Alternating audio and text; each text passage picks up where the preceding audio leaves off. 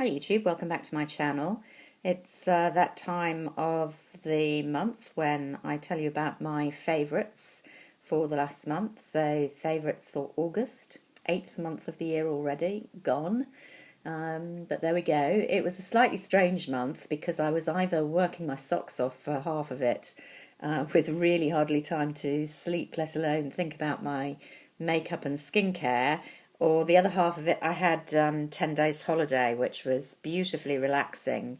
And although I took a shed load of makeup and beauty products with me, thinking I'm really going to enjoy having the time to do my makeup nicely, experiment with all these new products that I've got and haven't had a chance to try out properly, especially in the evening. I was thinking I'm going to do, my makeup when I go out to dinner or whatever. In fact, I just wore a very, very few products for the whole time, mostly just sunscreen in the day and a bit of concealer at night. And that was kind of all I wanted to do, and just really enjoyed not bothering about makeup at all for a while. So it's a pretty sparse collection this month, but they are goodies nonetheless. So I wanted to start off with a perfume, just briefly talk about this. This is by Creed, Afraid, a really, really expensive fragrance range that's used to be really, really difficult to come by. They've had it in Liberties for quite a long time, but I think you can get it at quite a few more places now and on the internet. And this one is called Virgin Island Waters, and I only ever wear it on holiday, and by that I mean holiday. There's something about it that just makes me think of the beach. I wouldn't dream of wearing this fragrance, for work or on other occasions, because it's a very distinctive, summery fragrance. It definitely smells a lot of coconut and lime. In some ways, you might think like some cheap fragrances. I think kind of Victoria's Secret's, not that they're that cheap, to be honest, certainly over here in the UK, has a fragrance a bit like it, but somehow they just do this one really, really well, and you definitely feel like you're on a tropical beach. It's not something I want to wear very often, but it's something that just gets me in the holiday mood. So I had that with me on holiday, even though in fact this year I was in the UK at the seaside.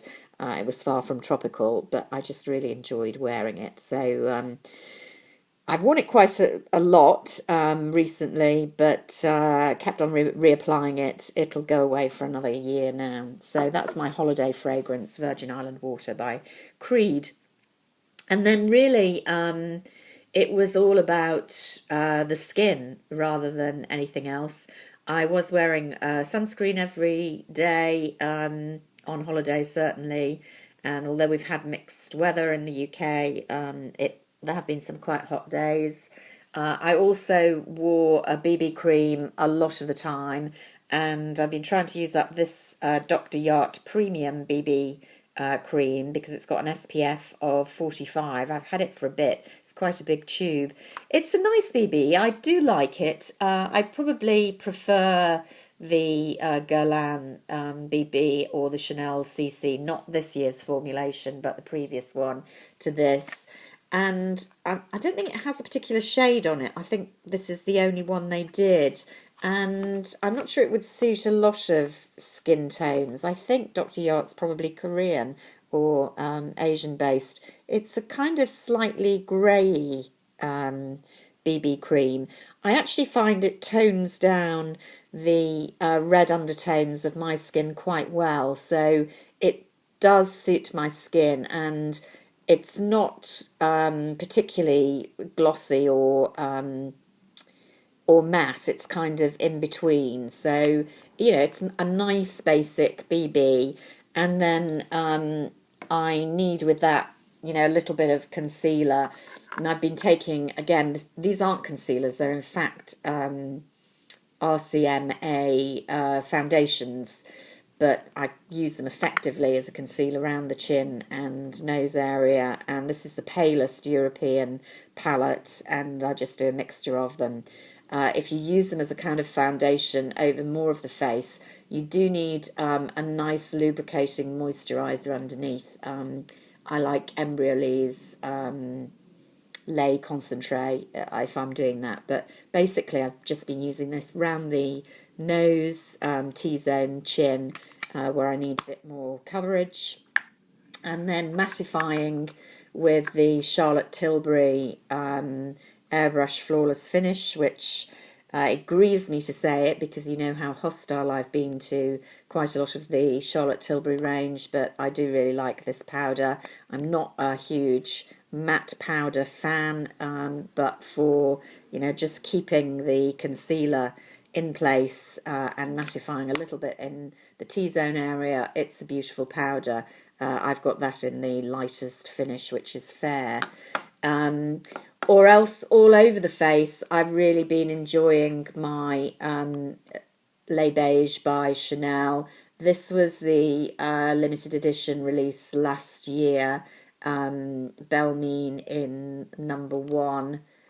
They did another one this year, which I thought was a bit more powdery and less kind of all over the face luminizing than this one. You can see I've used it a lot. I use it with a retractable kabuki brush from Chanel, and I kind of swirl all of it and it goes all over the face and just gives you a nice kind of luminous glow. Or if you want to pick out the pink shade, it's not that pink, but you can give yourself a little bit of a blush and a little bit of a highlight.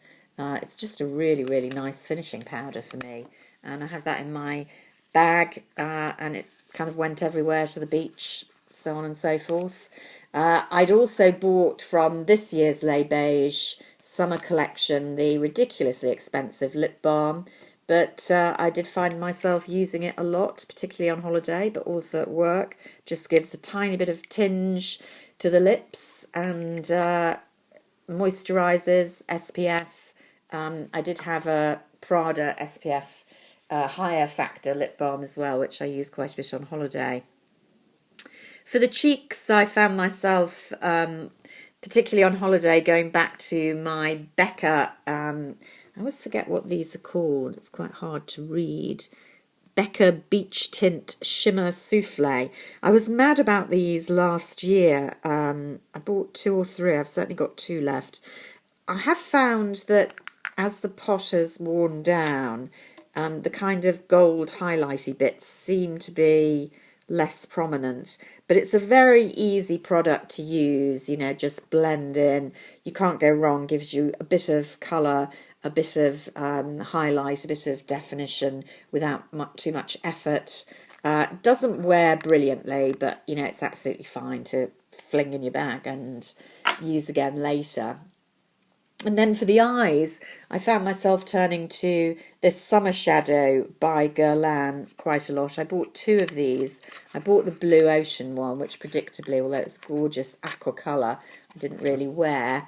And this far more apparently boring one, White Sands, I think this was called. Just a very neutral colour.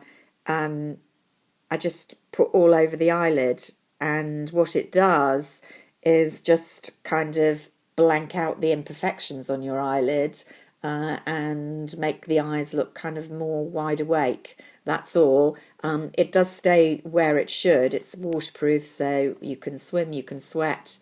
You can use it as a base for shadow, and I found myself just wearing this in the day and then adding some shadow in the evening. And what I used, in fact, was this Bobbi Brown that I showed you last month, bought to contour.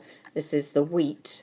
And what I did was this, is just kind of take it above my crease line, because I have hooded eyes, to give a bit of definition to the eye, and that was it, with a bit of mascara. Job done. The only skincare product I wanted to show you that I've enjoyed a lot this month came with that Sephora box of goodies I bought last month, and this was a freebie, And this is the Peter Thomas Roth Clinical Skincare Anti-Aging Cleansing Gel.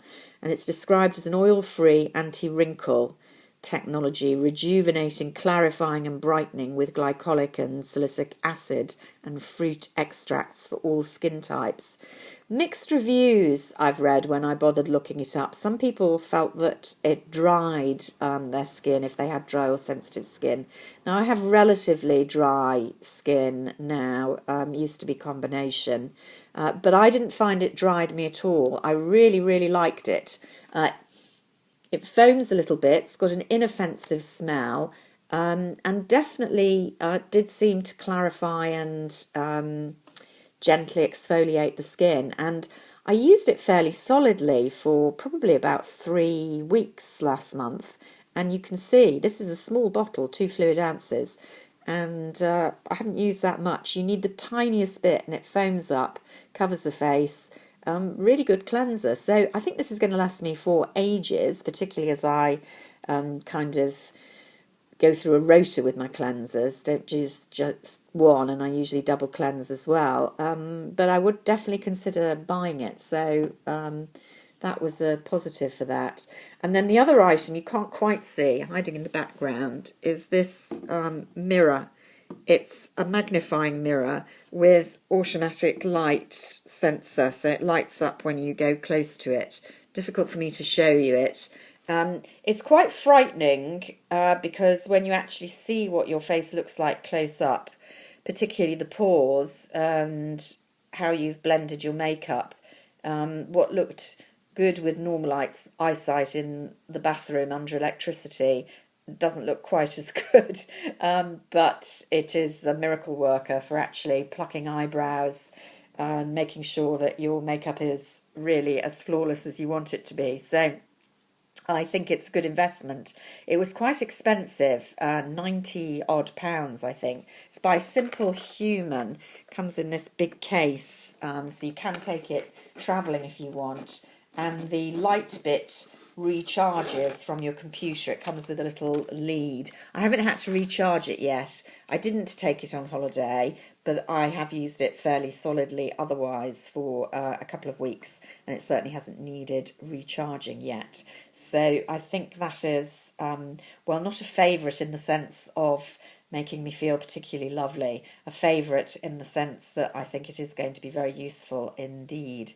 So there we go for August. Not a particularly exciting bunch of cosmetics and skincare, but I am definitely looking forward to using some of the items I bought from Sephora and Chanel and Tom Ford for autumn, which I haven't really got into yet, but autumn's around the corner now, and definitely time to bring those out. So until then, bye for now, see you soon.